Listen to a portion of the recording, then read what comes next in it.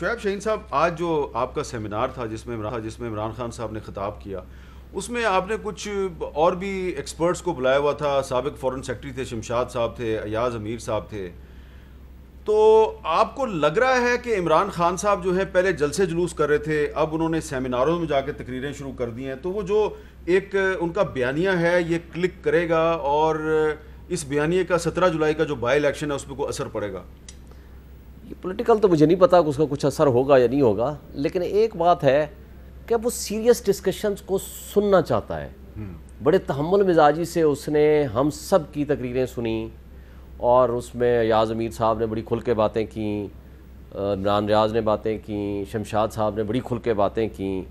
Internal جو معاملات ہیں، جو کیسے آپ سازش کی جو بات کرتے ہو، کیا ہوتا ہے، مداخلت کیسے ہوتی ہے، کس طرح انٹرونشن ہوتی ہے، اس نے بڑا کس طرح ملکوں کے انٹرسٹ ہوتے ہیں، کس طرح وہ اپنے مفادات کے لیے کرتے ہیں. تو یہ ساری باتیں انہوں نے کیں اور انہوں نے بڑے تحمل مزاجی سے سنا، سوچ بچار کیا، غور و خوض کیا، اور کچھ باتوں کا آ کے انہوں نے جواب بھی دیا. تو میں سمجھتا ہوں کہ ایک جس طرح سیکھنے کے مراحل ہوتے ہیں، وہ ایک سیکھنے کے مراحل سے گزر رہے ہیں. صرف یہ نہیں ہے کہ ایک پاپولر موو ضرور ان کو مل گئی اس چینج کے بعد. اچھا، یہ جو ان کا نیریٹو ہے، اس کی وجہ سے جو پولرائزیشن اس ملک میں ہوئی ہے، اس کا نشانہ جو ہے وہ آپ کی بار بھی بنی ہے. آپ پریزیڈنٹ ہیں، آپ آج میزبان تھے، آپ کا وائس پریزیڈنٹ اور سیکرٹری جو ہے وہ آپ کے ساتھ نہیں ہے، اور یہ تقسیم ہمیں کافی جگہ پہ نظر آ رہی ہے. یہ جو پولرائزیشن ہے، یہ آپ کے خیال میں یہ الٹیمیٹلی اس کا کوئی اچھا نتیجہ نکلے گا یا برا نتیجہ نکلے گا؟ کیونکہ پہلے تو میں آپ کو اپنی ایگزیکٹو کمیٹی کا بتا دوں، ہمارے 17 ممبر ہیں. تو میں نے کل یہ پٹ کیا تھا ایگزیکٹو کمیٹی کو کہ جی آپ ڈیسائیڈ کریں کہ کیا کرنا ہے، اس میں ہم سیمینار کرانا چاہیے، کیونکہ یہ ایک پاپولر موو ہے کہ رجیم چینج کیا ایشو ہے، اس میں سب کو بلانا چاہیے، ہمیں اس پہ ڈسکشن کرنی چاہیے. ہمیں ہمیشہ اپوزیشن لیڈرز بار میں جا کر خطاب کیا کرتے ہیں، تو اس میں سیکرٹری صاحب تو تھے ہی نہیں، اویلیبل نہیں تھے بیکاز آف سرٹن ریزن، مطلب کہیں بزی تھے. اور وائس پریزیڈنٹ صاحب نے اس نے، چونکہ وہ پیپلز لائرز فورم کے وہ صدر ہیں، فار دیٹ پرپز انہوں نے اس سے ڈفرینس آف اوپینین کیا.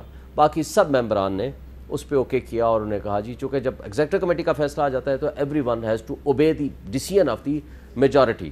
تو ہم نے ڈیسائیڈ کیا اور آج ہم نے فنکشن کیا. تو جو پولرائزیشن ہوئی ہے، دیکھیں میں سمجھتا ہوں کہ اس وقت بھی بدترین پولرائزیشن ہے.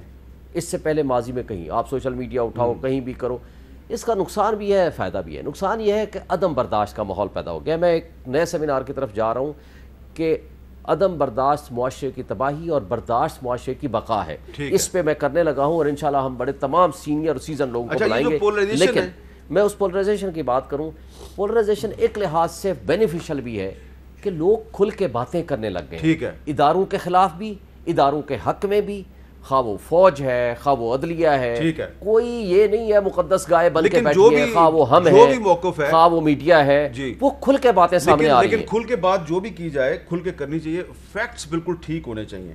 اب جیسا کہ ابھی اظہر صدیق صاحب بھی کہہ رہے تھے کہ فیکٹس بالکل ٹھیک ہونے چاہیے.